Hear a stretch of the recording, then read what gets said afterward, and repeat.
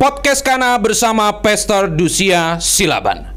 Natal Dulos Production kita adakan hari Minggu 7 Desember jam 5 sore di Hotel Haris lantai 5 Mall FX Sudirman, Jakarta Pusat. Aku sendiri sebagai pembicara dalam Natal tersebut. Aku mengundang Bapak Ibu, teman-teman semuanya, mari hadir dalam Natal Dulos Production.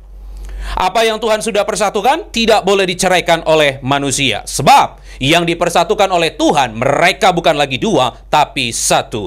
Allah membenci perceraian. Selama suami masih hidup, istri terikat. Selama istri masih hidup, suami terikat. Tidak bisa menikah yang kedua kali. Sekalipun terjadi perzinahan tidak boleh bercerai, sekalipun terjadi KDRT tidak boleh bercerai, pasangan sakit-sakitan tidak boleh bercerai, tak kunjung punya keturunan tidak boleh bercerai, pasangan NPD mengalami gangguan kejiwaan, kepribadian tidak boleh bercerai, pasangan pindah keyakinan tidak boleh bercerai, pasangan kembali ke keyakinan yang lama tidak boleh bercerai, pasangan di penjara seumur hidup tidak boleh bercerai. Sampai maut, sampai kematian yang benar-benar menceraikan, titik, no debat. Nekat bercerai atau diceraikan, pilihan cuma ada dua. Yang pertama sendiri seumur hidup, yang kedua berdamai dengan pasangan. Mari terus kita dukung Podcast Kana dengan cara membeli kaos-kaos rohani dari kami. Link untuk pembelian kaos-kaos rohani ada di deskripsi, atau Bapak Ibu bisa menabur di nomor yang tertera di bawah ini. Puji Tuhan, saat ini di studio Podcast Kana sudah hadir Ibu Vita. Shalom Bu. Shalom. Ibu Vita berasal dari Manado. Iya, kota Manado. Asli Manado berarti ini. Asli. Wah, babungkus Jo. Jadi aku kalau makan sama teman-teman Manado tuh mereka suka bercanda, babungkus Jo. Oke. Sudah menikah kurang lebih berapa tahun, Ibu? 15 tahun. Wow. Baik. Dulu ketemu Bapak di mana? Di Manado juga? Iya, di Manado, tapi melalui teman. Oh, di Comblangin nih ceritanya nih. Oke. Dan waktu di Comblangin Ibu tertarik? Tidak. Tidak. Kenapa? Jujur sekali. Apa ya? Karena dicomblangin begitu bukan pilihan sendiri. Oke, jadi awalnya nggak tertarik. Nah, apa yang membuat Ibu Vita akhirnya tertarik? Setelah berkomunikasi berkomunikasi lewat email dulu ya, email. Iya. Ke Email-emailan ini? Iya. Oke. Baru ke BlackBerry Messenger, BBM. Oh, baik.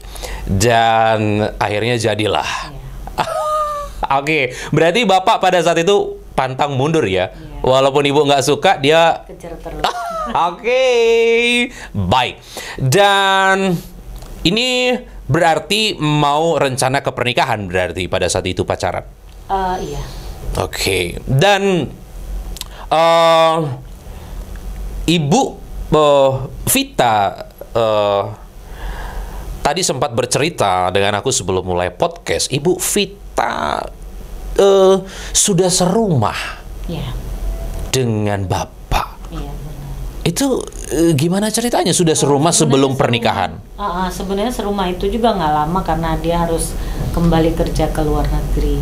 Oh. Jadi karena saya waktu itu di Medan dan memutuskan balik ke Manado, mencari tempat tinggal karena di papa saya ada adik saya, jadi saya pikir mungkin saya sendiri. Oke. Jadi disarankan sama calon suami Iya. itu ya untuk tinggal sama orang tuanya aja. Oh, berarti tinggal serumah dengan calon mertua ini? Iya. Jadi Oke. ketemu suami itu, calon suami ya saat itu hanya kurang lebih 2 minggu. 2 minggu? Iya, 2 minggu dan Oke. dia kembali lagi berangkat kerja. Oke. Di luar. Berarti ya walaupun 2 minggu berarti ini pacaran berarti udah nggak sehat dong? Iya. Sudah tinggal bersama. Mertua, calon mertua pada saat itu nggak ada masalah? Saat itu sih mertua tidak tahu ya, dalam artian kami tidak sekamar di rumah. Oh. Jadi anggapnya sebagai teman aja. Oke ya. Jadi calon ibu mertua nggak ngerti pada saat itu. Ya. Tapi sebenarnya udah satu kamar ya pada saat itu ya? Iya, tapi nggak di rumah, di luar gitu. Oh, berarti waktu pindah ke rumah mertua itu nggak sekamar? Oh, sebelum pindah ke rumah mertua. Wow. Nah, Jadi, apa yang membuat Ibu Vita pada saat itu, kenapa pacaran tidak kudus? iya, mungkin karena apa usia ya. Dalam arti udah seperti inilah pilihan saya gitu. Jadi karena dia harus kembali ke luar negeri, saya pikir saya sudah mengatakan untuk menikah. Tapi ada beberapa prosedur yang surat yang harus kami urusin, termasuk surat pindah saya juga gitu kan ke Manado biar lebih gampang. Dan suami juga harus mengurus surat di Manadonya karena KTP-nya kan udah mati. Oke. Jadi beberapa urusan itu dan dia janji mau balik 2012. Oke. Berarti waktu pacaran dengan bapak pada saat itu ibu sudah berumur berarti? Umur berapa tuh? Umur sekitar 32 ya kalau nggak salah. Jadi itulah yang membuat ya udahlah nggak apa-apa, nggak kudus gitu ya karena udah berumur gitu ya. Oke, tapi ibu tahu itu salah ya? Salah, tahu. Karena saya juga pelayanan di gereja gitu. Oh, saya suka nyanyi, dipanggil untuk singer gitu ya. Dan saya tahu itu salah. Oke, dan lanjut terus tapi ya. Karena dia nggak lama di Indonesia, cuman kurang lebih 2 minggu dia udah balik. Oke. Jadi waktu tinggal di rumah mertua, ada obrolan apa dengan mertua pada saat itu? Calon mertua? Nggak ada? Oh, nggak deket? Dekat, tapi saya waktu itu ngumpul bisnis, mengumpulkan minyak goreng di minyak goreng bekas untuk saya ekspor. Oh, jadi baik. Seputar pekerjaan, keluarga, tapi tidak dengan pribadi. Nanti setelah suami balik tahun 2012 awal, dan kami sudah sama-sama itu di rumah itu. Apa yang memutuskan waktu itu nikah? Ya, karena itu tadi ada yang pertama rasa bersalah ya. Kayak dikejar-kejar gitu. Saya berdoa tetapi saya rasanya kok bersalah banget sama Tuhan. Gitu. Yang pertama itu dan yang kedua juga faktor umur. Dan akhirnya menikah. Setelah bersama berapa tahun? 4 tahun. 4 tahun lah, kurang lebih pacaran ya, gitu ya. Dan respon calon suami pada saat itu oke? Oke, tidak ada masalah. Nggak ada masalah. Calon mertua juga nggak ada masalah? Tidak ada masalah. Keluarga besar Ibu Vita nggak ada masalah? Tidak ada masalah. Berarti pernikahan berjalan dengan lancar? Pemberkatan? Pemberkatan. Ya, artinya keluarlah surat gereja dan capil ya? Langsung capil hari itu juga. Oh ya, betul. Iya, betul. Bagus.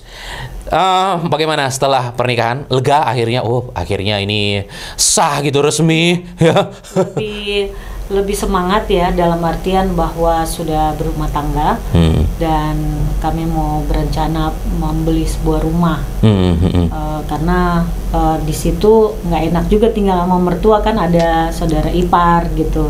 Jadi kami berdua berencana membeli rumah sambil saya berdoa terus mau punya seorang anak gitu. Berarti selama bersama dengan calon suami pada saat itu pacar nggak sempat punya anak gitu ya, artinya tuh saya tidak mengalami kehamilan meski saat itu saya mengharapkan hamil. Jadi saya tidak memakai, mohon maaf, kontrasepsi atau apa gitu atau KB gitu ya? Tidak, tetapi saya tidak mengalami kehamilan. Oh, jadi berharap punya anak saat pacaran itu? Tapi enggak? Tidak, dan saya tahu bahwa ini memang belum ada dapat restu ya dari Tuhan. Dalam artian saya masih melakukan hal yang salah dan saya sadar dengan penuh bahwa itu salah di mata Tuhan. Makanya mungkin ini juga faktor saya nggak bisa hamil. Sudah dinyatakan sama beberapa dokter yang saya periksa. Saya ke Surabaya, saya ke Rumah Sakit Surabaya, Mitra Keluarga Waru. Di situ juga sama analisisnya bahwa sel telur saya mengecil dan tidak akan bisa lagi hamil. Oh, jadi persoalannya ada di Ibu Vita? Iya. Oke. Dan bagaimana reaksi suami pada saat itu? Suami namanya laki-laki ya, mungkin dia ingin punya keturunan. Dan ada pada saat itu juga tawaran kerja dia ke Raja Ampat, dan dia bilang mau ke Raja Ampat aja, mau kerja di sana dengan dapat penghasilan yang lebih besar. Tetapi saat itu saya berdoa juga ya, meskipun saya tahu kami belum menikah, saya tetap berdoa dalam arti saya mau membereskan hal yang tidak berkenan di hadapan Tuhan ini gitu. Dan saya mau menikah. Jadi kami sudah menikah waktu itu, tetapi juga masih belum bisa hamil juga. Gitu. Iya. Karena ini berarti dokter udah vonis berarti. Iya, dokter sudah vonis tidak bisa kecuali Tuhan berkenan. Saya pernah dengar kata-kata itu. Bagaimana respon Ibu Vita ketika mendengar vonis dokter? Ya cukup shock ya, karena saya berharap bisa mempunyai keturunan dalam artian itu. Dan saya berobat, saya berdoa tapi masih mengandalkan pikiran sendiri. Saya berobat ke rumah sakit yang ini katanya bagus dokternya, tetapi tidak juga terjadi kehamilan. Dan satu waktu saya ketemu salah satu orang hamba Tuhan, waktu itu di GPDI Pastor Niko di Medan. Di salah satu mall, dia ibadahnya di mall, dan dia bilang kalau ibu mau dipulihkan Tuhan, benar-benar cari Tuhan, hanya Tuhan yang sanggup memberi keturunan, bukan dokter. Akhirnya dari situ saya putuskan untuk berhenti pengobatan hormon dari dokter yang saya jalani saat itu selama 8 bulan. Oh, berarti pengobatan terus pada saat itu? Iya, kan tiap 2 minggu saya harus suntik hormon dan minum obat hormon, akhirnya berat sampai dari 58 jadi 78. Oh, itu mempengaruhi ya? Mempengaruhi wanita ya. Wow, membuat badan jadi membesar jadinya Bu ya? Karena selera makan terus. Ngantuk gitu kan, suntik hormon begitu ciri-cirinya. Jadi nggak berkegiatan, makan, tidur gitu, dan bikin berat badan jadi gemuk. Gitu. Tak kunjung hamil. Ya, tidak hamil. Jadi, semenjak dikasih tahu di Medan itu, saya pulang ke Manado, saya berserah dan saya bertekad, saya mau minta sama Tuhan aja. Meskipun ada beberapa teman yang kasih tahu bahwa ini di rumah sakit ini bagus dokternya gitu, tetapi saya sadar bahwa kedaulatan Tuhan lah yang menciptakan manusia ya, bukan dokter gitu. Dan saya putuskan tidak meminum lagi satu pil obat hormon pada saat itu. Saya mulai melakukan doa tengah malam. Jadi durasi dari jam 1 saya tidur dulu cepat. Jam 7 malam saya bangun jam 1 alarmnya. Saya mulai pujian, saya bernyanyi karena Tuhan kasih talenta saya bisa bernyanyi. Saya bernyanyi buat Tuhan, dan saya persiapan baca Mazmur, baru saya berdoa. Itu berdoanya saya duduk di lantai. Iya. Alas matras gitu. Dan saya berdoa itu dari jam 1 sampai jam 3. Gitu. Ini benar-benar minta banget ya sama Tuhan ya? Iya, minta. Awalnya saya ajak suami, karena kata dari gembala itu berlutut kalau bisa berdoa sama Tuhan. Kan kadang sakit gitu ya, jadi sama suami awal-awalnya cuma karena dia kerja, jadi dia nggak bisa bangun tengah malam. Saya yang lanjutkan terus setiap hari. Berlutut di hadapan Tuhan, menangis di hadapan Tuhan, menangis, meminta, pokoknya nggak mau tahu deh, pokoknya saya minta sama Tuhan. Saya minta anak laki-laki, kalau bisa mirip papanya. Dan waktu itu dokter setelah mengetahui kehamilan itu ya, dokter prediksi akan melahirkan bulan Mei. Ini puji Tuhan akhirnya hamil ya? Setelah itu setelah saya menghentikan itu 8 bulan kemudian saya hamil. Wow, puji Tuhan. Dan itulah saya meminta sama Tuhan dengan nasar. Saya berjanji ya, kalau Tuhan kasih anak laki-laki akan saya namakan dia Samuel, dan saya akan serahkan sama Tuhan apapun talenta yang Tuhan akan berikan nanti, apakah dia pemusik, penyanyi, pendoa, dan itu niat saya. Dan kalau dia nanti umur 10 tahun akan saya bawa sunat nantinya. Wow, ini nazar ya? Nazar. Tapi di balik nasar itu ada pergumulan berat. Artinya ada harga yang harus saya bayar ya. Dari perjalanan itu di usia kehamilan 5 bulan. Saya mengetahui kalau nggak salah memang di usia 5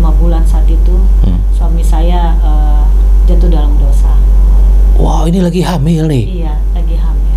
Selama ini nggak pernah jatuh dosa? Tidak, dia tipe suami yang sangat baik.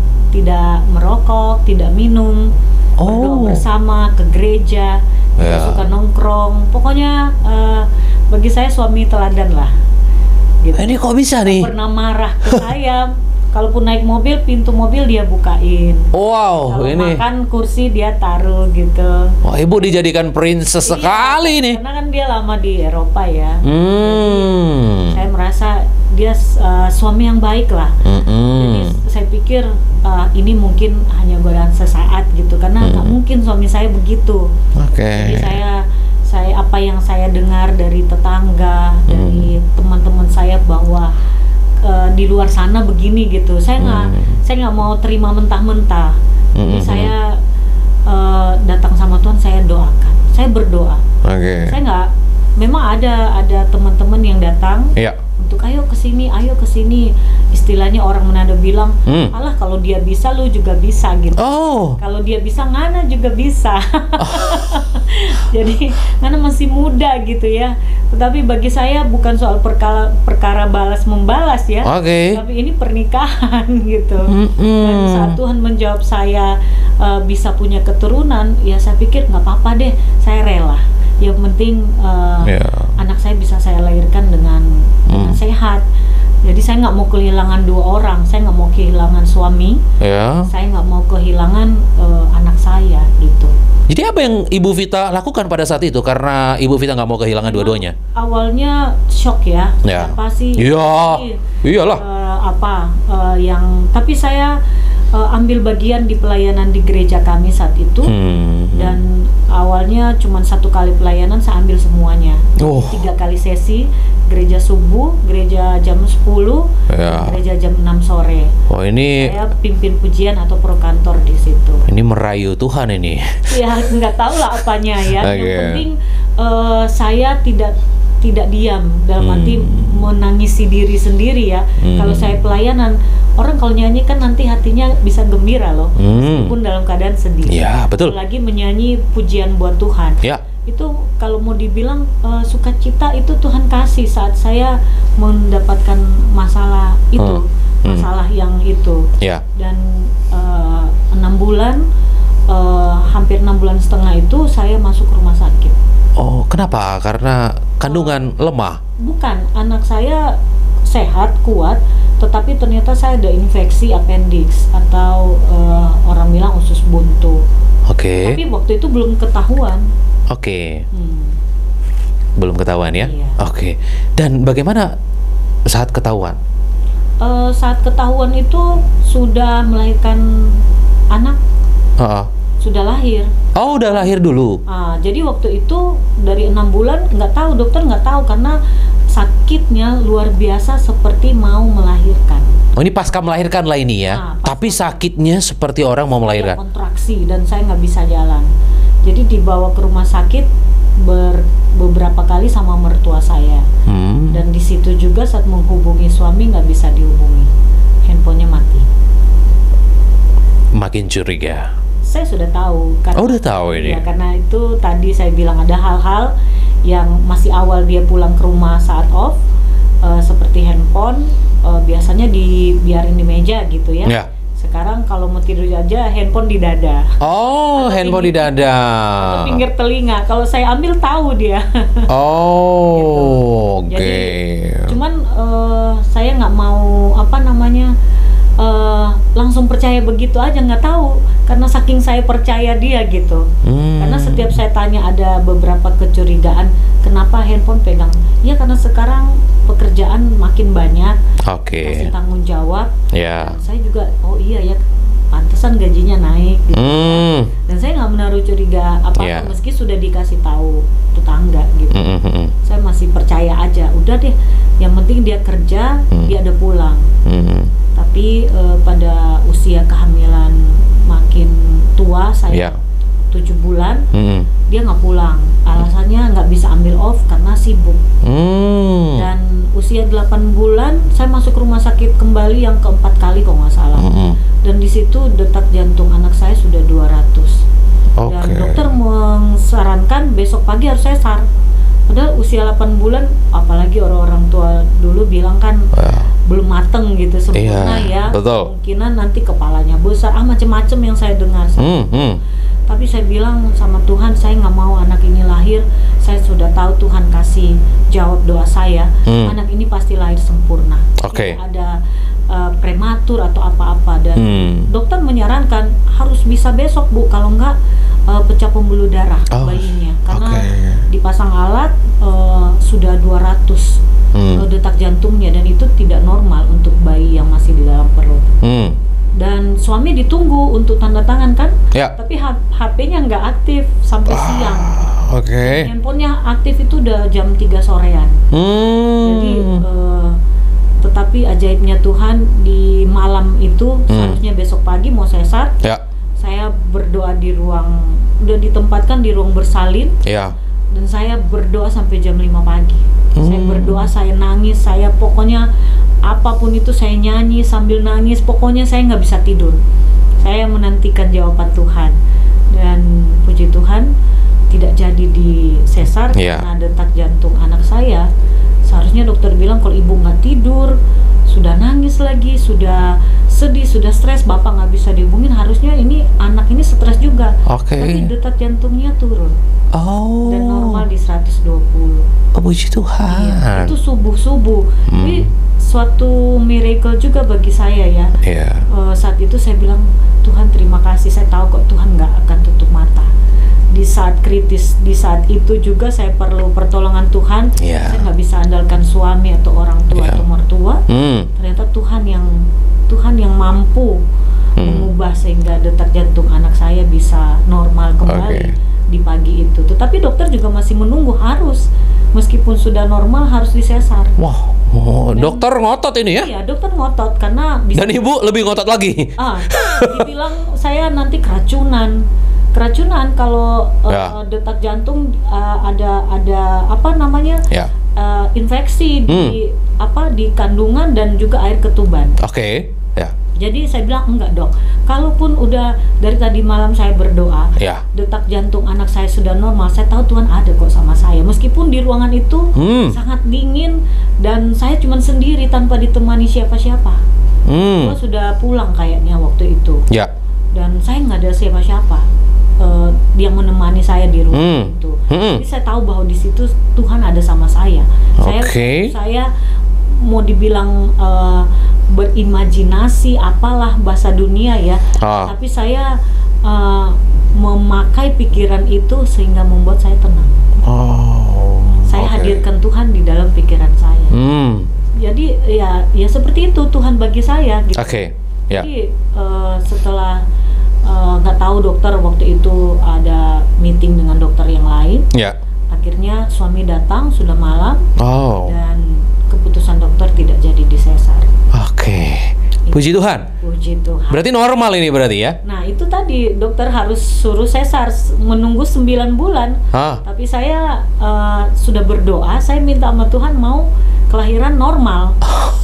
Dan saya dapat surat dari dokter agar menandatangani surat pernyataan bahwa permintaan melahirkan normal bukan saran dari dokter, tetapi dari pasien. Jadi apapun resikonya nanti tanggung sendiri. Saya tanggung sendiri. Saya tanda tangan. Saya tanda tangan. Suami nggak masalah pada saat itu? Ya dia kan balik lagi ke tempat kerjanya, dia nggak ada lagi. Jadi ibu lahiran pada saat itu nggak ada suami? Ada suami akhirnya. Cuman waktu itu dokter kasih tanda tangan, suami nggak ada. Pada saat itu suami nggak ada, dia kembali ke pulau itu. Berarti ibu bertanggung jawab penuh lah ini ya? Karena dokter bilang harus tanda tangan, nanti takutnya jadwal operasi kan udah tunda 30 Mei. Ibu melahirkan pulang ini katanya gitu. Jadi saya bilang nggak apa-apa, kan kalau melahirkan ada tandanya, sakitnya ketuban pecah gitu kan. Jadi saya bilang nggak apa-apa, saya pulang karena kan di rumah sakit lumayan ya biayanya. Jadi akhirnya saya pulang dan ada anak lahir tanggal 3. Dan setelah saya pulang ke rumah sakit, saya minta sama suami, Tuhan gerakkan agar suruh dia cuti. Saya bilang kayaknya saya sudah mau melahirkan karena jadwal operasi sudah lewat. dokter sarankan persiapan Ya. kalau memang mau normal, Hmm. sering kontrol ke rumah sakit, Hmm. jadi bisa dapat proteksi yang Ya. bagus gitu. Oke. Dan akhirnya suami cuti. Suami cuti, Ya. tapi saat dia cuti juga pemandangan di rumah udah tidak damai sejahtera karena ditelepon terus sama Ya. wanita lain. Pelakor Leni ya. Wow. Jadi ini Telepon. posisinya hamil dan melahirkan, suami dalam keadaan jatuh dosa. Iya. Iya. Wow. Jadi tidak, bahkan suami lagi jaga saya di salah satu kamar, Ya. karena kamar cuman kami sendiri ya, Ya. tidak ada pasien lain, Ya. dan dia lagi jaga karena dia begadang, dia harus istirahat, tetapi ada telepon gitu. Ya. Saya angkat, ternyata dari perempuan itu. Hah? Berarti sempat ngobrol dong? Tapi alasannya mau lapor, kan dia bawahannya Oh, alasannya mau laporan nih. kerjaan. Jadi ibu nggak curiga? Enggak, saya udah tahu memang dia pelakornya. Ibu tahu ya? Tahu, saya udah tahu. Saya sudah tahu, tapi suami saya tanyain, enggak, itu gosip apa gitu, banyak alasan itu ya. Ya. Dan saya cukup, karena saya bilang sama suami nggak usah balik. Saat menerima telepon, dia mau balik ke tempat kerjanya. Mau ketemu? Mau ketemu. Karena udah hampir 1 minggu nggak ketemu kan. Oke. Dan saya Ya. bilang, ngapain balik? Ini saya sudah mau melahirkan kayaknya. Saya sampai bilang sama anak saya, ayo dek, lahir aja, mami udah siap, papi udah siap, dan semua keperluan kamu sudah siap. Dan kalau kamu nggak lahir, papimu hari Senin udah mau kerja, dan itu hari Jumat. Iya, hari Jumat kalau nggak salah. Anak saya 2 hari kemudian lahir di jam 3 subuh. Oh, wow. Oke. Dan suami di luar. Setiap saya telepon saya kan di ruang bersalin. Hah? Saya telepon suami, teleponnya online terus. Dari jam sekian sampai jam sekian. Anak saya lahir jam 3 subuh. Oke. Dan puji Tuhan lahir normal. Normal ya? Normal. Meskipun Ibu selamat ya, nggak, artinya nggak ada. hampir habis napas. Dan awalnya dokter hanya 2 yang nolong, dokter perempuan 2 dan perawat 4. Panggil bantuan dokter laki-laki, Ya. 2 orang untuk mendorong. Oh. Karena saya sudah susah napas, mendorong perut saya. Ya. Anak laki-laki lahir. Wow. Makanya selesai melahirkan, iga ini sebelah kiri memar. Oke. Karena proses kelahiran normal itu tadi didorong sama Iya. dokter, kita udah nggak tahu gimana geraknya, pokoknya Oke. yang penting lahir aja gitu. Dan puji Tuhan, anak saya lahir laki-laki di tanggal 3 Juni. Dan diberi nama Samuel. Samuel, seperti Nazar nih ya? Iya, seperti Nasar. Papanya tanggal 6 Juni. Loh, kok bisa sama? Iya. Itu saya minta dari awal itu sama Tuhan. Jadi tanggal lahir harus sama gitu? Tidak sama, tetapi paling tidak 1 bulan gitu. Ini malah sama tanggalnya sama? Hanya beda 3 hari. Oh, tanggal beda 3 hari? Beda 3 hari. Oh. Saya tanggal 3, Oke. papinya tanggal 6. Oke. Jadi 1 bulan. Itu kelahiran normal tanpa saya bisa prediksi kapan dia lahir, beda sama sesar ya. Tetapi waktu saya berdoa minta sama Tuhan, saya masih kehamilan kurang lebih 8 minggu.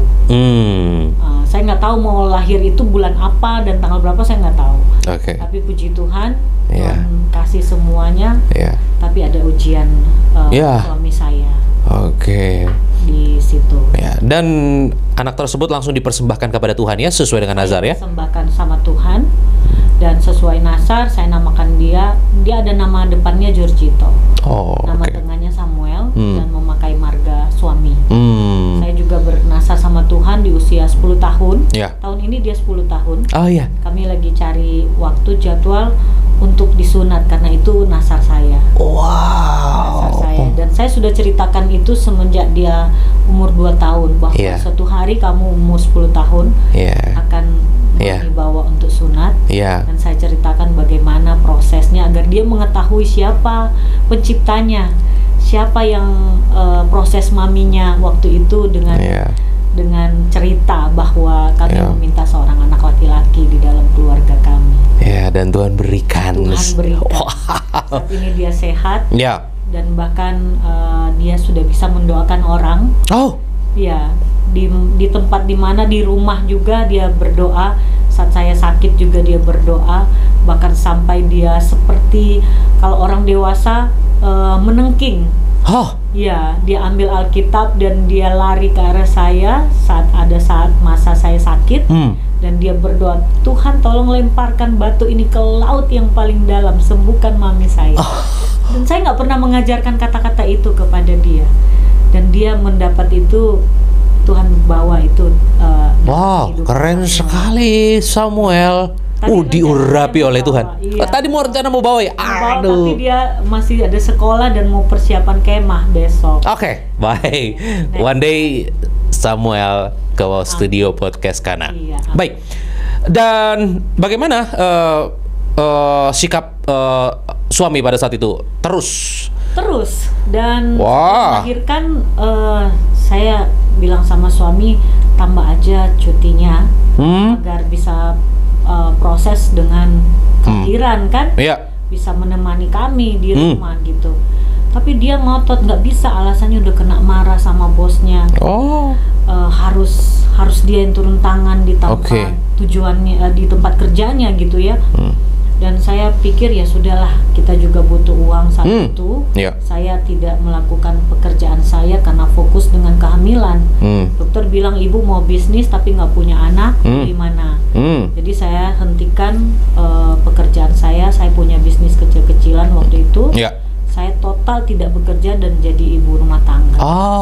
Jadi saya rasa saat itu ya suamilah satu-satunya kepala rumah tangga yang membiayai hidup kami. Tapi dia kembali ke tempat kerjanya dan dia hanya membawa 1 buah baju anak saya. Anak saya yang baru lahir. Kalau di kampung kan itu istilahnya kalau kangen tinggal cium baju bekas bayi atau anaknya. Kebetulan kan baru 3 hari lahir gitu. Dia kembali ke tempat pekerjaannya. Dan ini berarti ketemu sama selingkuhannya ini. Ya pasti karena perempuan itu masih kerja di situ saat itu. Berarti jatuh sama teman kerja ya, Bu ya? Rekan kerja bawahannya lah. Dan bagaimana selanjutnya? Saya juga kan istilahnya kalau di Manado orang habis melahirkan itu darah putih masih di kepala ya. Nggak boleh stres, nggak boleh marah maksudnya ya. Tetapi saat itu kondisi yang saya alami, mungkin ini karena 10 tahun ya, 5 tahun belakangan kalau saya cerita bawaannya masih nangis ya. Tapi Tuhan udah lepaskan itu semua. Jadi sakit hati, setiap hari saya dapat kabar, ada aja gitu, bahkan sampai dapat kabar bahwa perempuan itu mungkin hamil. Saya menceritakan ini bukan menceritakan aib keluarga saya. Ini baru pertama kali saya cerita. Tetapi bagaimana Tuhan hadir di tengah-tengah keterpurukan saya saat itu. Dan saya nggak mau cari jalan. Banyak teman yang ajak itu tadi saya bilang, ayolah. Kalau dia bisa, kamu juga bisa. Apalagi saat itu di Manado ya. Teman-teman saya pada ngajak, ayolah balas. Tapi mau balas buat apa saya balas saat itu ya? Berarti saya... Mohon maaf nih, Bu Vita. Apa di Manado memang seperti itu? Jadi ya pasangan kita selingkuh kita balas gitu? Iya. Oh, di Manado begitu? Sampai sekarang ada teman-teman saya juga Kristen yang memang terjadi clash di dalam rumah tangganya. Suaminya lakukan itu, dia juga cari jalan seperti itu. Jadi di Manado itu hal yang normal? Normal, tinggal bersama, free sex di sana itu normal. Tidak ada hambatan di sana. Tidak semua, tapi bukan hal baru. Saya gitu. Iya. Rata-rata juga Kristen. Ya ampun. Jadi hal yang begitu memang masih kita perlu didoakan. Jangan sampai generasi mendatang menjadi suatu yang normally bagi betul. Makanya saya nggak mau, untuk saat ini saya masih berdomisili di Jakarta mau mendidik anak-anak saya Iya. di dalam Tuhan. Iyalah, benar. Walaupun Tuhan izinkan suatu saat kami balik ke Manado, anak-anak saya ataupun suami saya ataupun saya sendiri siap menghadapi keadaan bagaimana di sana nantinya. Wow, serem juga ternyata ya Pak. Iya, Padahal kota Kristen ya. Kota Kristen. Dan mohon maaf ya, perempuan-perempuan di sana berani, meskipun yang kejadian saya perempuan itu udah tahu bahwa suami saya sudah berkeluarga, bahkan istrinya lagi hamil. Tahu kan? Tahu, keluarganya tetangga saya. Waduh, tuh. Oh. Dia tahu, sudah dinasehatin, tetapi katanya keputusan di tangan suami saya. Katanya gitu. Jadi saya tanya lagi pada saat suami balik, kenapa ada berita begini? Kamu jangan percaya gitu. Jadi dia masih menyangkal. Tapi ada satu waktu Tuhan kasih saya hikmat untuk membereskan ini bagi saya saat itu ya. Tapi saya membereskan dalam arti bukan mau cerai. Saya sudah bilang sama suami, karena suami sudah bilang, udahlah, udah nggak ada harapan ini rumah tangga kita lah. Anak saya baru lahir, dia juga belum dengar suara kamu, belum melihat wajah kamu dengan jelas, masih 1 bulan. Kok mau cerai? Nggak mau saya. Nggak mau. Saya bilang. Suami minta cerai. Dalam arti dia bukan langsung dia bilang aku mau cerai, enggak. Tapi dia bilang bahwa rumah tangga kita sudah nggak ada harapan. Ya udah kode. Iya. Sudah tidak ada harapan lagi. Memang saat itu kami kesulitan keuangan dan karena saya tidak melakukan bisnis lagi, saya ikut suami. Saya pendapatan kami berkurang karena saya nggak bisnis kan. Waktu saya ada bisnis, pendapatan lumayan lebih dari yang pengeluaran kami gitu.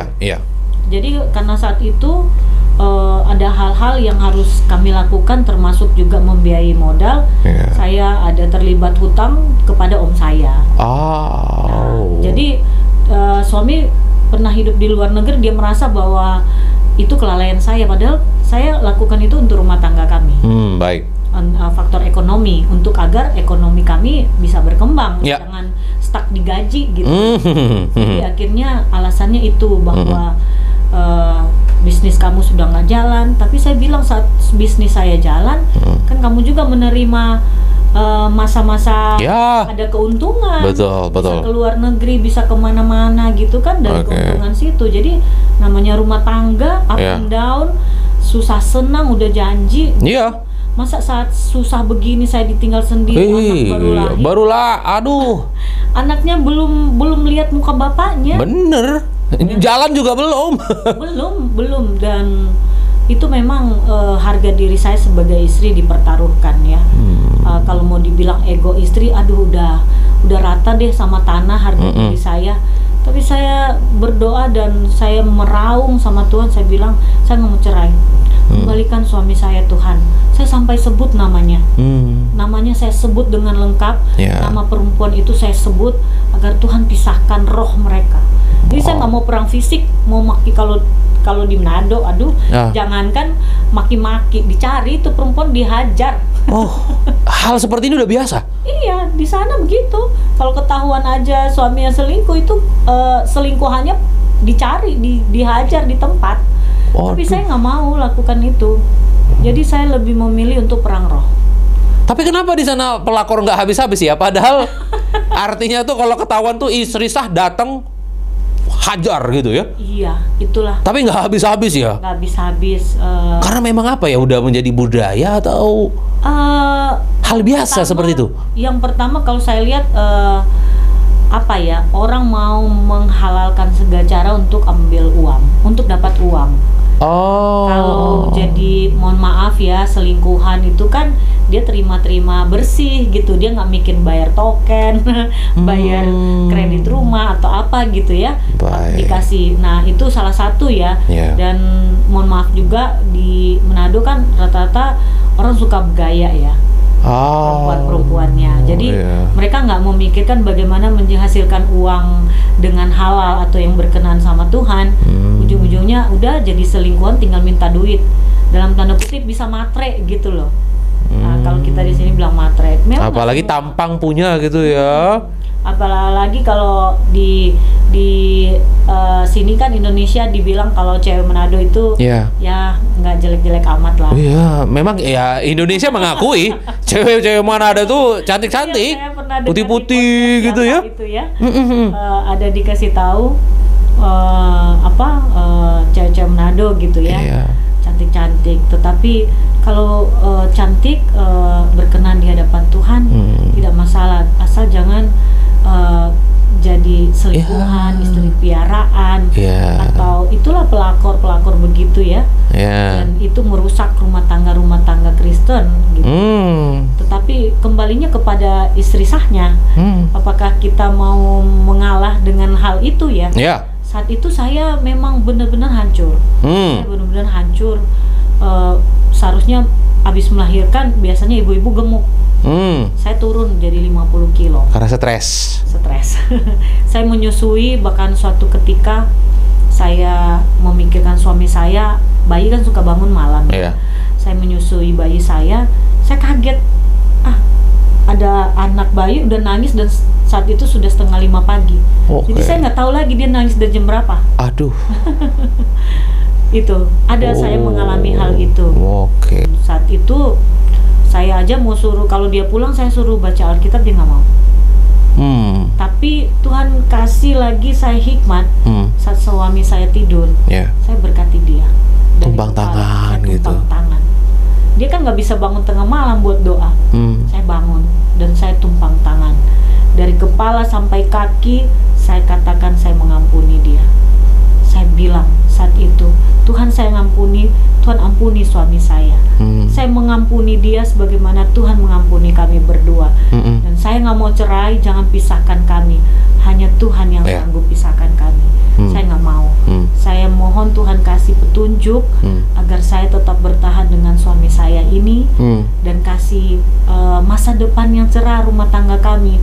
Karena kayaknya saat itu udah gagal deh, udah duit udah pas-pasan, karena saya udah nggak bisnis lagi dan anak baru lahir. Jadi iblis membutakan mata saya sebagai seorang istri bahwa tidak ada masa depan lagi gitu. Buat apa? Cerai aja, ada pikiran saat itu. Di dalam pikiran saya aja. Tapi saya tahu bahwa itu intimidasi ya, intimidasi yang membuat saya jauh dari Tuhan, dari ketetapan Tuhan. Saya nggak mau lakukan itu ya, sampai saya sujud. Saya masih ingat juga sebelum lahir anak saya, karena suami saya dikasih tahu juga ngeyel, bandel, dan mungkin terlena dengan perempuan yang masih muda. Saya sujud udah di usia 9 bulan, saya nangis sama Tuhan. Iblis datang menggoyahkan iman saya saat itu. Dan saya sujud sampai perut saya ke tanah, ke lantai. Ini kondisi hamil tua ya? Saya minta sama Tuhan, kalau Tuhan kasih anak ini, saya nggak mau kehilangan bapaknya. Masa harus bayar bapaknya biar saya bisa hamil?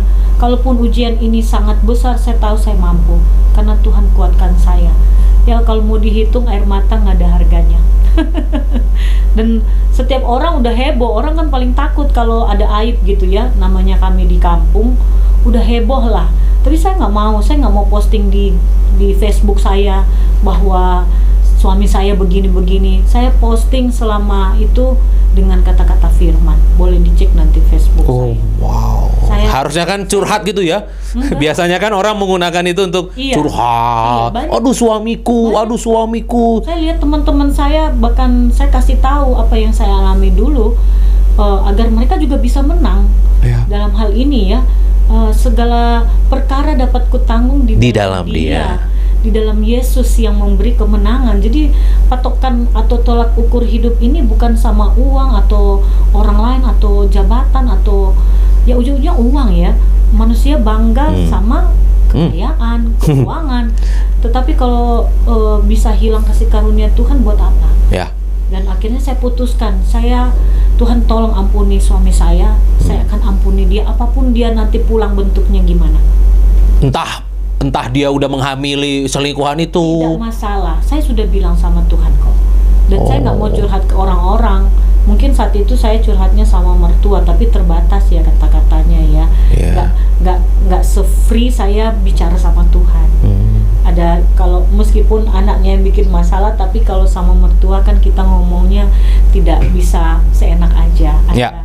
Ada apa? Ada yang harus kita batasi. Apalagi saya hanya anak mantu. Sesalah-salahnya anak mereka tetap anak mereka gitu. Jadi saya kasih waktu saat itu sama suami agar dia memutuskan. Memang kesel juga. Jadi saya bilang, sudah kalau memang nggak mau pulang, saya kasih waktu 1 bulan. Oh, ini nggak pulang-pulang ceritanya? Ini berapa lama suami nggak pulang-pulang? Dari anak saya lahir ada kali ya 9 bulan ya. Oh, jadi nggak salah. Habis lahiran itu dia langsung pergi? Pergi 3 hari. Memang ada dia pulang, tapi cuma sebentar dan setelah itu nggak pulang lagi. Kurang lebih 9 bulan? Iya. Lama sekali. Dan hampir 1 tahun. Hampir 1 tahun. Dan saya kan harus bekerja lagi ya.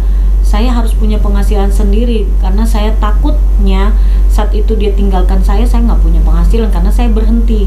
Kan dokter suruh milih bisnis atau seorang anak, mau melahirkan anak gitu. Tapi waktu suami pergi itu, ya hampir setahun itu, tetap transfer? Iya, gaji pokoknya itu ATM-nya saya pegang. Gaji pokok, karena kami masih ada pembiayaan bank dan susu anak juga kan.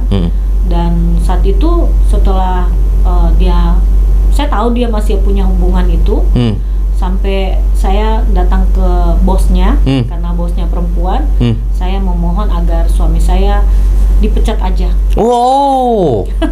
Tetapi puji Tuhan, atasannya ternyata buka cabang di tempat lain, masih di seputaran Manado, dan dia dipindahkan ke situ. Suami dipindahkan. Suami dipindahkan ke situ.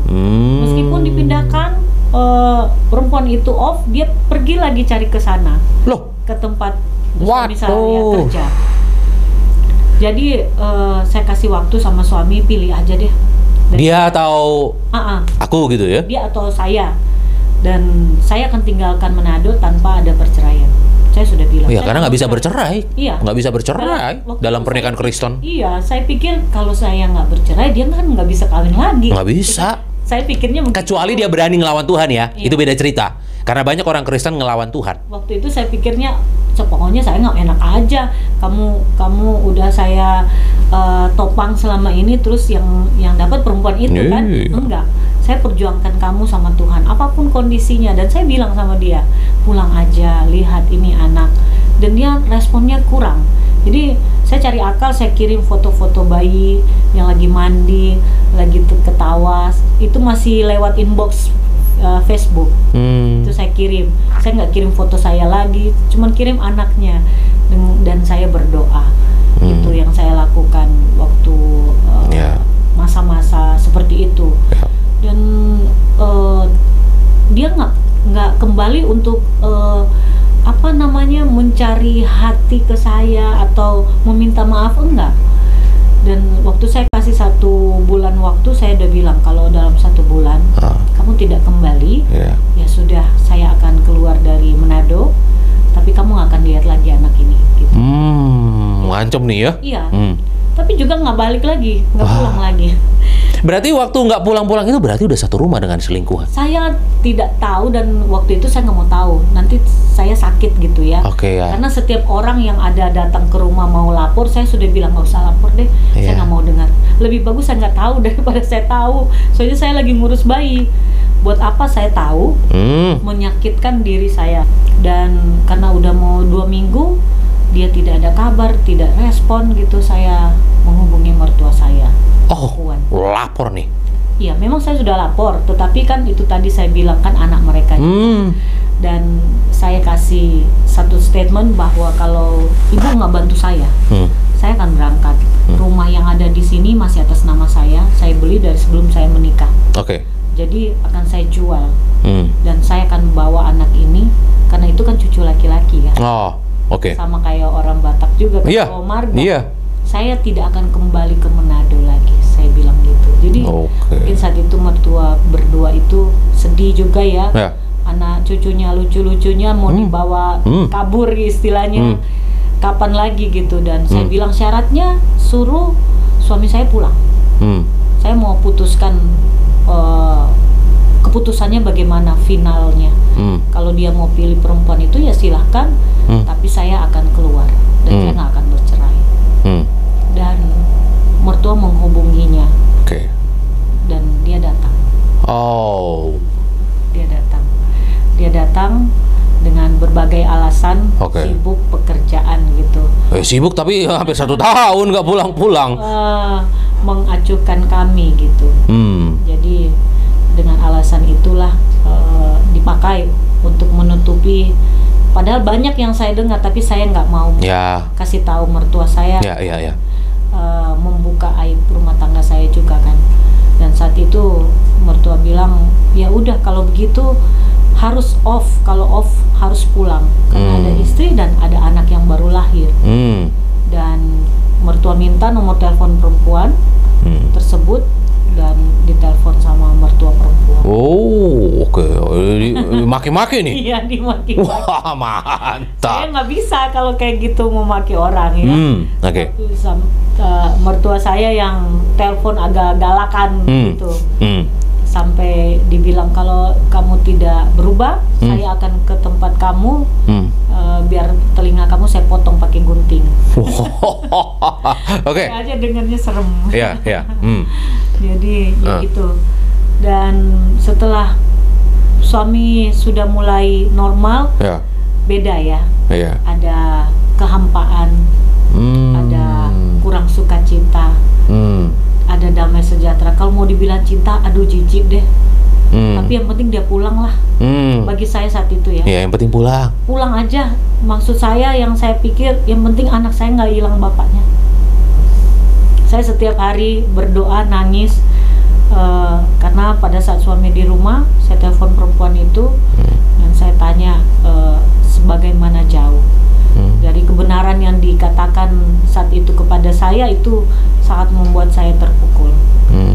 Rasa-rasanya mau gila gitu. Bahkan ada suatu masa saya pengen mengakhiri hidup saya saat itu. Ya karena udah bener-bener orang yang saya rasa dia suami yang baik, yang saya percaya banget gitu. Dan di situ Tuhan ajarkan agar jangan mengandalkan manusia, jangan berharap sama manusia. Di situ Tuhan ajarkan saya agar mencintai Tuhan lebih dari segalanya. Kalau dulu mungkin Tuhan kedua, suami saya pertama ya. Tetapi itulah, dari keadaan itu Tuhan pulihkan rumah tangga kami. Dan saya minta, Tuhan, saya nggak ada rasa cinta, saya jijik, semua yang saya rasakan saya bilang sama Tuhan. Bagaimana saya mau melayani suami saya? Saya aja masih keingat apa yang perempuan itu katakan ya, traumanya ada. Tetapi Tuhan pulihkan, saya minta Tuhan pulihkan hati saya. Saya sedih banget, setiap hari sedih. Gimana mau menjadi ibu yang sehat buat anak saya ya? Dan Tuhan pulihkan. Wow. Tapi bukan hanya di situ saja, saya minta sama Tuhan, kalau Tuhan bisa pulihkan hati saya, saya rindu suami saya bisa melayani Tuhan. Setelah dia pulang, saya bilang, Pi, kalau bisa, agar di dalam pikiran saya bisa percaya dia lagi. Bagaimana caranya? Dia harus hidup dalam Tuhan. Oke. Gitu. Itu yang tertanam di dalam benak saya saat itu. Agar saya tidak curiga lagi, agar perempuan itu masih nyari terus kan. Ngejar nih. Masih. Aduh. Bahkan datang ke rumah saya, cuman saya nggak bilang. Dia datang ke rumah? Datang ke samping tetangga saya karena masih saudaranya. Ngapain? Nyari? Mau lihat suami saya berarti kan, mau nyari suami saya karena suami saya sudah pindah kerja. Pantang menyerah. Kan ditinggal begitu saja. Apa sih namanya sekarang? Gantung, di ghosting. Di Manado kayaknya hal biasa tuh, nggak? Iya. Jadi nggak semua lah ya, tapi banyak ya mengalami seperti itu. Banyak, bahkan di grup-grup online itu banyak pernikahan kandas. Pernikahan dini itu banyak terjadi di sana. Di Manado? Di Manado. Pernikahan dini? Pernikahan dini. Tamat sekolah, bahkan masih SMA. Ya karena sudah hamidun, kata orang sekarang. Hamil duluan. Jadi itu menjadi dalam artian kita perlu banyak mendoakan ya. Padahal gereja banyak kan di sana kan? Banyak. Karena kok kota Kristen kan, mayoritas Kristen. Tapi di sana tinggal serumah atau pacaran tiba-tiba hamil udah normal. Itu sebabnya dulu waktu ibu dengan bapak juga itu hal biasa menurut ibu ya.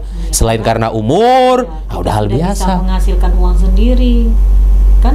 Jadi orang tua juga mau ikut campur gimana gitu, nggak tegas gitu istilahnya. Dan kita itulah tadi makanya saya perlu mendidik anak-anak saya di dalam Tuhan. Ya. Buat hamba-hamba Tuhan yang ada di Manado, pelayan-pelayan Tuhan yang ada di Manado, ini tugas berat. Jangan sampai gereja bertambah, tapi umat Tuhan yang bertobat nggak bertambah. Harusnya semakin banyak hamba-hamba Tuhan di sana, semakin banyak petobat-petobat baru bergerak terus, ya, hancurkan roh-roh, ya, perjinahan yang ada di sana, supaya kota Manado kota yang benar-benar bersih, memuliakan nama Tuhan, ya. Jangan sampai kita mayoritas di sana sebagai umat Kristen, tapi dosa bebas di sana. Ya, ini buat hamba-hamba Tuhan ini tugas berat. Ya, mari hamba-hamba Tuhan yang ada di sana ya bergandengan tangan supaya Manado dimenangkan. Anak-anak muda di sana tidak hamil di luar nikah, tidak ada pernikahan dini, ya, tidak ada pelakor-pelakor, ya, tidak banyak perceraian, ya, dan tidak ada pernikahan kedua, ya, kecuali karena kematian, ya. Dan suami pada saat itu akhirnya berangsur-angsur untuk bertobat. Belum. Oh, belum juga? Belum. Oh, jadi pulang tapi? Pulang. Tapi juga di tempat pekerjaan yang pariwisata ya. Pariwisata itu di sana kan bebas. Orang jauh dari keluarga. Kebetulan suami saat itu bekerja di salah satu resort yang di pulau. Tidak tergabung dengan kota Manado. Jadi apa-apa mau ke kota Bitung harus pakai speedboat gitu. Jadi di situ bebas lah. Bebas lagi nih. Banyak waiters dalam artian kan cewek-cewek pakai celana hot pants ya. Pakai seragam kaos tapi celananya kan celana hot pants. Tapi suatu ketika Tuhan izinkan saya bisa berkomunikasi sama bosnya. Dan saya menyusul dia di sana sambil membawa anak saya. Karena dia nggak mau pulang kan, saya ke tempat kerjanya, saya bawa anak saya. Dan di sana saya lihat, wah ini bahaya nih kalau dibiarin lagi dia sendiri begini. Akhirnya saya memutuskan untuk karena suami asisten manajer di situ, dia dapat villa untuk keluarga, jadi saya bisa nginap tanpa bayar. Jadi saya dampingi terus di situ. Jadi dia lihat pertumbuh kembangan anak saya di lokasi tempat dia kerja. Dan dia nggak masuk gereja hari Minggu karena tamu malah banyak di weekend. Dia nggak bisa bergereja. Wah, ini gimana imannya makin bertumbuh nih kalau begini, Tapi itulah ya, istri kekuatan di dalam keluarga ya. Istri tiang doa. Betul. Jangan pernah berhenti sampai di mana kita melihat ada salah atau kegagalan. Jadi meskipun saya lihat rasanya suami sudah kembali ke kami, tetapi saya lihat wah imannya masih dangkal. Ini mah masih gampang jatuh. Bahkan itu rekan-rekan kerja yang baru, yang cantik-cantik juga saya lihat, yang muda-muda. Dan saya hanya bilang sama Tuhan, kalau Tuhan udah izinkan dia bisa kembali, berarti ada celah. Roh Kudus mau masuk di dalam hidup dia, dan saya tidak akan biarkan lagi dia di dalam gelap. Dan saya tetap terus berdoa di situ. Meskipun saat itu saya sudah memulai bisnis saya lagi. Oh, udah mulai mau bangkit nih ya. Sudah mulai, Tuhan kasih jalan. Dan anak saya tinggalin di situ sama papanya. Oh, dia yang jaga. Dia yang jaga. Dia kan punya teman-teman dan karyawan di situ juga. Kalau mereka selesai off bisa bergantian. Samuel. Puji Tuhan. Itu. Ya. Dan saya memang berjauhan lagi sama suami, tidak berhenti di situ, banyak laporan-laporan. Ya ujung-ujungnya ke cewek. Tetapi saya percaya ya, kalaupun ada ujian lagi, kita jangan sampai menyerah. Ada keinginan udah bercerai aja, capek banget gitu ya. Ya, nggak ada perubahan. Nggak ada perubahan, udah dikasih tahu ngeyel, udah melahirkan anak, udah mulai besar, apa sih maunya? Udah deh, saya biarin aja, saya mau fokus. Ada perasaan saat itu, fokus karir saya nggak mau nikah lagi, biar aja kalau dia mau bercerai, udahlah dia yang ngurus gitu. Saya udah capek gitu. Habis kalau udah dikasih tahu juga nggak berubah gitu kan, apalah mau jadi, biar aja nggak apa-apa, yang penting kita bisa baik-baik. Tapi Tuhan ternyata punya cara ya untuk menguatkan saya dan juga memberi hikmat bagi suami saya, sehingga ada hal-hal pergumulan yang dia lihat ternyata mujizat itu nyata. Ada hal-hal yang terjadi dalam rumah tangga kami selama itu, dia melihat bahwa pertolongan itu nyata. Dan saat itu saya sudah membuat perusahaan di Jakarta. Saya sudah KTP Jakarta, diizinkan buka perusahaan, dan saya bilang sama suami, ayo pindah aja ke Jakarta. Karena kalau lama-lama kamu di sana jatuh lagi. Kelihatan tiap hari gimana istri jauh gitu ya, gimana dia goyah imannya. Dan akhirnya tahun 2016 suami udah sama saya di Jakarta. Puji Tuhan. Membawa anak kami di sini. Oke. Kami tinggal di salah satu apartemen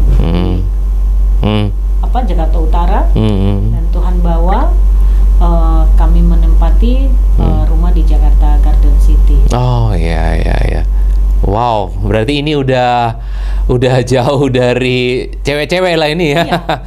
Memang ada trauma ya, makanya ditanya kapan ke Manado, kayaknya nggak dulu deh. Ntar dulu ya, karena nggak dulu deh.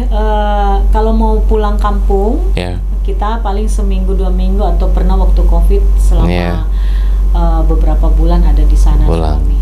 Tapi karena saya percaya ya, kalaupun suami lemah atau saya juga nanti diizinkan lemah dengan berbagai kondisi, kita punya tempat kekuatan, kita punya sandaran, kita punya Tuhan Yesus yang selalu setia menjawab. Kalau Tuhan tolong saya di waktu yang lalu dengan vonis nggak bisa hamil, masakan jiwa keluarga saya mau binasa kalau saya menyerah sekarang Kalau saya menyerah di saat itu mau jadi apa? Betul. Anak saya juga, suami saya lagi. Jadi saya bilang nggak apa-apa lah, istilahnya korban perasaan itu nggak apa-apa. Toh memang pemilihan mahkota kehidupan nanti seleksinya agak berat memang. Nggak gampang. Betul. Kita mau rapture, mau diangkat, gimana kriterianya kalau cuma doa makan. Betul. Dan puji Tuhan sudah dikaruniai 2 orang anak ya. Wow, Samuel punya adik namanya siapa? Kakak Michelle. Oh, kakak Michelle. Oh, Samuel itu anak kedua ya? Iya, anak kedua. Oh, yang pertama? Michelle. Oh, Michelle. Dan anak-anak kami didik setelah di Jakarta. Kami didik untuk cari Tuhan, berdoa, bukan hanya tidur atau makan, tapi saat dia sedih, senang, dia gembira, dia ada hal-hal yang mungkin dia masih penasaran, belum memasuki fase orang tua, mereka mengenal Kristus. Mereka mengenal selain orang tuanya, mana mereka cari. Jadi itu yang selalu saya dan suami ajarkan. Jadi kalau suami lebih ke baca Alkitab, gitu ya. Saya ajarin anak-anak bernyanyi dan berdoa. Tapi biasakan mereka berdoa, kita syafaat giliran. Oh, puji Tuhan. Jadi nggak apa-apa kata-katanya salah, tapi dibiasakan setiap hari. Jadi mereka punya pengetahuan tentang kosakata untuk berdoa. Iya, benar. Ada keberanian di situ. Minimal dia berani aja mau berdoa gitu. Soal kata-kata, kita sebagai orang tua, saya sama suami percayakan Roh Kudus nanti yang menuntun. Karena kalau nggak gitu, kita juga nggak mendidik anak-anak untuk menghadapi. Saya nggak tahu usia saya sampai kapan. Suami juga nggak tahu kan. Jadi harta yang terbesar adalah bagaimana mereka mengenal kebenaran dan Tuhan. Untuk pegangan di masa dunia yang makin canggih ini ya, mau robot kayak mau AI kayak atau apapun, Ya. mereka punya guidance Ya. untuk menetap dan berakar sama Tuhan. Kalau nggak gitu, itu yang terjadi Ya. di kota saya di sana. Oh. Banyak hal-hal yang tidak mereka pahami, hanya rutinitas saja. Ya. Bergereja atau berkebaktian Ya. rutinitas. Ya, karena orang Kristen ya ke gereja hari Minggu udah gitu. Iya, ibadah setiap hari karena kan Ya. ada makanan. Ya, ada makanan. Makan daging, makan dijual, Oh. makan apa-apa. Rica-rica. Rica-rica itu bisa setiap hari ada acara, dan itu rutinitas bagi saya. Tetapi saat ada masalah, menjadi cepat tersinggung, marah, bahkan di Manado kasusnya suka tikam orang. Hah? Iya, boleh dicek nanti kan. Aduh. Ada clash sedikit, main tikam, main marah, main tersinggung. Waduh. Padahal kalau kita secara Ya. mengenal secara benar-benar Ya. bahwa perselisihan boleh terjadi masalah, tetapi kita boleh menyelesaikan Ya. dengan kepala dingin, Iya. dengan hati yang penuh kasih, Betul. dan menyelesaikan itu dengan Ya. Tuhan. Gitu. Ya. Tidak ada terjadi pertikaian maupun pembunuhan. Aduh, buat hamba-hamba Tuhan di Manado, tugas berat. Tugas berat ini. Selamat berjuang ya, rekan-rekan hamba Tuhan di sana. Yuk. Puji Tuhan saat ini suami sudah melayani ya. Iya, sudah melayani di sini di Jakarta. Salam sama suami. Iya, puji Tuhan. Iya, salam sama Terima kasih. kedua anak. Iya. Diberkatilah pernikahan Ibu Vita dan suami. Iya. Dan Ibu Vita bisnisnya di bidang apa saat ini? Saya eksportir. Oh, eksporter apa tuh? Ekspor artinya saya menjual barang dari Oh. Indonesia ke luar negeri. Oh, berarti kalau ada yang mau bekerja sama bisa ya berarti ya? Bisa. Kalau ada yang mau bekerja sama bisa kontak Ibu Vita di nomor berapa? 0812 5930 6909. Wow. Jadi ini yang mau pengiriman barang dari Indonesia ke Luar negeri. kemana aja tuh? Untuk saat ini saya lebih spesial ke sabun mandi Oh ya? sama minyak. Minyak. Ya, Ah, minyak sawit, minyak kelapa. Dan sekarang ini kami lagi mau membuka untuk minyak nilam. Oke, ini dikirim ke negara apa aja gitu ya? Cina, India, Oh, nggak Afrika. Cina, India, Afrika ya? Iya. Wow, oke, yang mau kerja sama ya, langsung aja kontak ke nomor tadi ya. Iya. Oke, baik. Dan Ibu Vita sempat kena cancer. Iya. Tahun 2023. Oh, oke, terpukul pada saat itu. Bukan. Sebenarnya saya kalau mau ditanya apa penyebab cancer, juga setiap orang punya sel ya. Sel itulah iya. yang membelah lebih dari yang seharusnya, itulah cancer sebenarnya. Oh, Jadi manusia dari lahir sudah ada sel-sel di dalam tubuhnya. oke. Jadi sel-sel itu yang rusak atau yang terkontaminasi lah saya bilang ya, radikal bebas, itu menjadi cancer. Oh iya, Tetapi setelah dicek lab, ya. bukan karena suami saya jatuh dalam dosa saya cancer, enggak. Saya cancernya genetika. Tipenya Oh, R2 positif gen. oke. Genetika. Oh, Padahal saya itu bukan pemakan food junk gitu. ya, junk food gitu nggak? Soft drink juga enggak. Oke. Karena saya bisa masak rata-rata, dan saya jual juga makanan. Oh. Saya punya kedai kecil di JGC. Oh, ya. Jadi saya makan normally dan masak. Makan makanan food grade lah, bukan kayak sosis gitu juga nggak terlalu Enggak ya? suka. Iya. Makanan kampung saya, pisang goreng pakai dabu-dabu, Oh. atau pisang rebus, Iya, singkong iya. rebus gitu. Iya. Tetapi bagaimana saya memahami kalau Tuhan izinkan, Ya. itu tadi ya kayak lagu Yesus setia, berkali-kali Tuhan tolong. Jadi ada perkara yang Tuhan percayakan. Ya. Jadi kalau ditanya bisnis, ya saya punya bisnis itu di dunia. Tapi saat ini saya mau mengerjakan bisnis surga. Mau bawa jiwa. Lewat kesaksian hidup saya cuma satu, agar banyak jiwa yang dipulihkan. Ya. Agar banyak jiwa yang percaya bahwa mujizat itu masih ada. Ya. Tidak berhenti pada masalah kita. Ya. Karena saat kita menyerah pada masalah ataupun persoalan, saya pernah diizinkan saat cancer tahun 2003 ke 2004 bangkrut perusahaan saya. 2003 ke 2004. Tidak ada pengiriman sama sekali. Wow. Jadi Oke. kalau ditanya hidup dari apa? Pemeliharaan Tuhan. Di situ suami melihat bagaimana Ya. mujizat itu turun atas kami. Ya. Dan dia belajar percaya bahwa saat kita berdoa, Ya. apapun bisa Tuhan kasih. Iya dong. Benar, bisa Tuhan kasih. Minta, saya minta, Tuhan saya habis beras. Ya. Besoknya ada aja. Besoknya Tuhan kasih. Banyak sekali mujizat yang Ya. mungkin nggak cukup waktunya durasi. Betul. Tapi di sini saya mau tekankan bahwa percaya Ya. kita menyembah Allah yang sama. Iya. Kalau saya ditolong, Bapak Pendeta juga ditolong, para netizen juga ditolong, jemaat juga ditolong. Ya. Ya bahkan orang yang mungkin agamanya beda, tetapi Ya. dia mulai tertarik apa tentang kebenaran dan mujizat itu. Sering-sering lihat podcast seperti ini gitu ya. Pasti akan melihat mujizat Iya, Tuhan. pasti.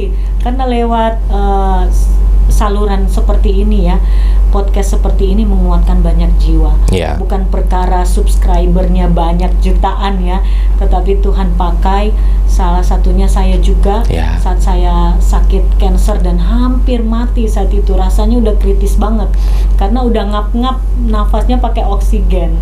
Wow. Sudah mau masuk ICU. Ya. HB udah 7, darah udah 60, pokoknya udah rendah deh. Dan saya menolak, saya nggak mau masuk ICU.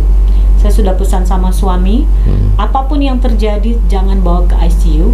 Saya punya Tuhan Yesus. Berdoa saja sampai sesuatu terjadi. Dan mujizat itu terjadi. Mujizat itu Wah, terjadi. Gitu.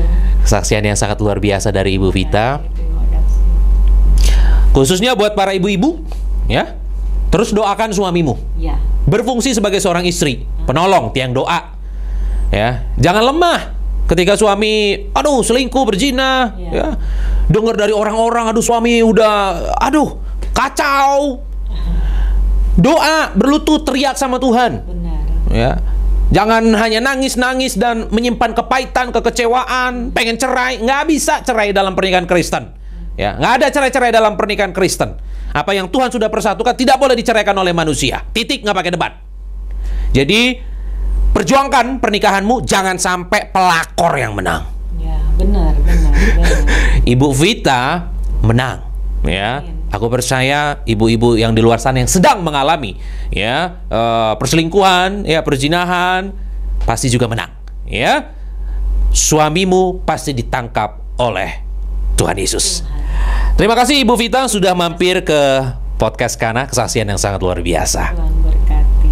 Natal Dulos Production kita adakan hari Minggu 7 Desember 2025 jam 5 sore di Hotel Haris lantai 5 Mall FX Sudirman, Jakarta Pusat. Aku sendiri sebagai pembicara dalam Natal tersebut. Aku mengundang Bapak Ibu teman-teman mari hadir dalam Natal Dulos Production.